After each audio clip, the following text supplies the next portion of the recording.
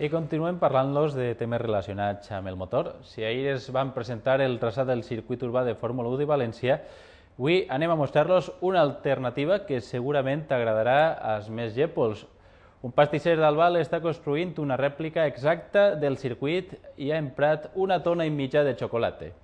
El pastisser s'ha basat en la maqueta del circuit que s'exposa a la ciutat de les Arts i de les Ciències i no s'ha oblidat de cap detall. Hi haurà una versió dolça de les faroles, dels cotxes i fins i tot de les flors que adornaran el recorregut.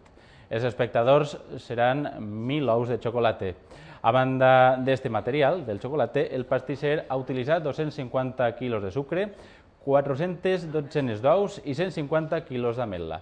I tot això amb fins solidaris, perquè el que recapte serà per a l'associació d'Albal contra el càncer. Con el aerógrafo con colores comestibles. El circuito consta de 4 tribunas como esta, son 1.000 espectadores, están hechos de chocolate con leche y los ojos de chocolate blanco.